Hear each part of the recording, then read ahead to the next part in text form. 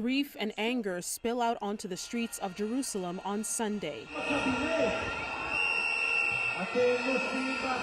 as Israelis learn about the deaths of 6 hostages held by Hamas in Gaza. According to the initial assessment at our disposal, they were brutally murdered by Hamas terrorists a short while before we reached them.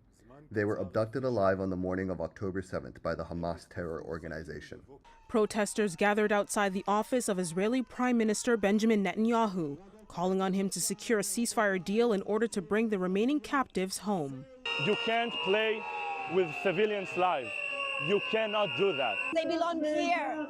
He forgot them. It's our job to put their voice around the streets all over the country. Netanyahu on Sunday says that Hamas continues to consistently refuse all proposals.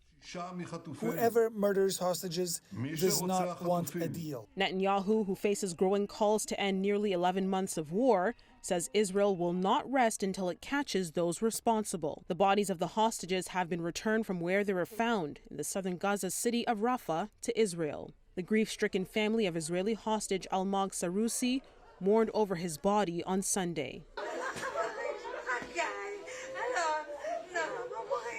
Almog, we love you and you will stay in our hearts. The 6 recovered bodies were from about 250 hostages taken in Hamas's attack on southern Israel last October that sparked the war in Gaza. According to Israeli tallies, about 1,200 people were killed in the assault. Some 101 are still being held in Gaza, although Israel believes 1/3 are no longer alive. More than 100 were released during a temporary ceasefire in November. Israel's largest trade union has called a general strike for Monday to further pressure the government. The strike is expected to disrupt major sectors of the economy, including banking, healthcare, and the country's main airport. We want our hostages back home now.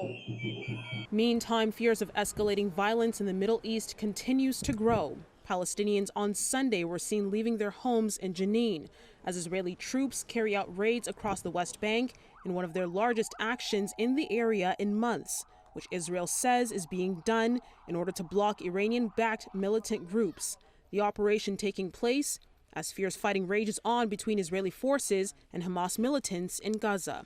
Afia Baz, City News.